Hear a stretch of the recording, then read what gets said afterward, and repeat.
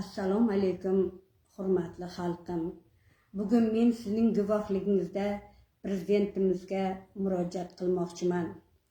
Hurmatli prezidentim, men o'tgan kuni sizga murojaat qilib, quyidagi mazmunda o'z murojaatimni bildirgan edim. Mening qizim Bozor va Sitora bugungi kunda ayibsiz aybdor bo'lib, ayrim qora kuchlarning qurboniga aylandi. Men bugun ona sifatida uning hech qanday aybi yo'qligini, qo'limdagi dalil va isbotlarim borligini men sizga aytmoqchiman. Hurmatli prezidentim, dastlab mening qizimga bir necha moddalar bilan ayblab qo'yildi. Bu ayblovlar shunday tuzildiki, boshlang'ich tergov davomida yo'q joylardan hech narsa aniqlanmagan, isbotlanmagan holatlarda sudga topshirildi. Men mana shu tergov davomida qizimga qo'shilib ona sifatida bir necha marta tergovchiga murojaat qilib, mana bu narsalarni nima qiling deb ayrim bilganimcha, tushunganimcha ayrim faktlarni boshqalarini ko'rsatdim, berdim. Qizimni o'zi ham qancha narsalarni ko'rsatib, qancha dalil va isbotlarni, qo'lidagi barcha isbotlarni taqdim qilsa-da, lekin qizimni qo'lidagi o'sha taqdim qilingan hujjatlar bir chetda qolib ketdi.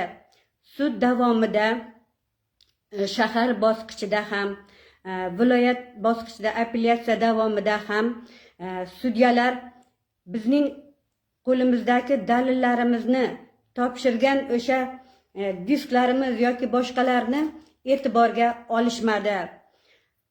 Hattoki apellyatsiya davomida men mahallamizdan berilgan ishonchnomani, iltimosnomani taqdim qildim. Advokatlarimiz bergan o'sha iltimosnomalar, tahlil qilib bergan jarayonlar haqida sudlar eshitmadi. Hech bir narsani e'tiborga olmadi. Hurmatli prezidentim, men bugun shuni aytmoqchimanki, mana mening qo'limda shuncha faktlar, suratlar, rasmlar. Agar bu hujjatlar, bu dalillar bo'lmaganda men bu qadar gapira olmas edim shekilli. Mana bu disklarda esa ovoz yozib olingan. Bular haqida davlat xavfsizligiga, bosh prokuratura, viloyat prokuraturalariga, barcha ichki organ xodimlar tashkilotlariga, huquqni himoya qiluvchi tashkilotlarga mana shunday disklar taqdim qilingan. Lekin sud jarayonlarida guvohlar chaqirilmadi. Qancha guvohlar bor edi. Sud bir tomonlama ko'rildi va buning natijasida mening qizim ayibsiz, aybdor deb hisoblandi. Bugun men shuni to'la ishonch bilan aytmoqchimanki, prezidentim, menga imkon bering. Men qo'limdagi mana shu dalillar, isbotlar va barcha imkoniyatim darajasidagi hujjatlar bilan kerakli joylarga taqdim qilib, yuzimizni yoriq qilib olishimiz kerak. Chunki bizning oilamiz ziyoli oila hisoblanadi. Mening qizim ham o'zi ziyoli. Shunday ekan, bizning oilada hech qachon sizga nisbatan g'araz niyatimiz yo'q. Yoki biror joyda qizim biror marta yomon munosabat bilan gapirmagan. Hech qachon, hech qayerda. Men o'tgan safargi chiqishimda ekspertiza xulosalarini ham ko'rsatib o'tgan edim. Hurmatli prezidentim, men hozir imkoniyatim cheklangani sababli men bloger emasman yoki jurnalist emasman. Keng doirada ommaga yoya olmayapman. Men keyingi chiqishlarimda batafsil bittama-bitta o'sha hamma dalil va isbotlarimni ko'rsatmoqchiman. Mana shu disklarda o'sha qizimni aybdor deb hisoblaganlarni o'sha qora qilmishlari batafsil yoritilgan, o'sha ovozlari eshittirilgan. Buni qo'yib ko'rgandan keyin bir deganda kimda ayb ekanligini bilsa bo'ladi. Meni qizimga tuhmat uyushtirildi. Ammo men shuni aytishim mumkinki, meni qizimga tuhmat qilganlarni o'zi aynan mana shu qizimga tuhmat qilgan ishlarni o'zlari qilishdi. Bunga mana isbotlarim, boshqalarim bor. Hurmatli prezidentim, men ona sifatida qizim taqdiridan xavotirdaman.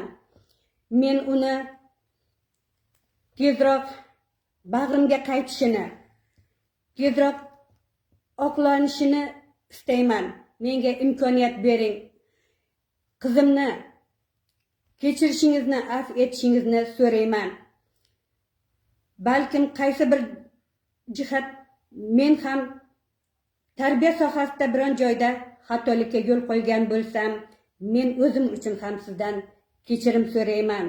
Hurmatli prezidentim, o'ylaymanki, siz mening shuncha yillik mehnatlarimni inobatga olasiz va odilona haqiqat qozonishiga menga yordam berasiz.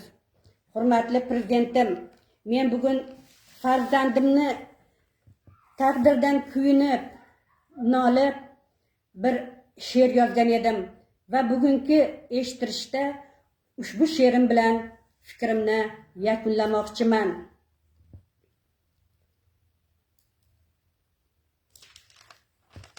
Sog'inganim so'ylagin, tinglasin butun olam.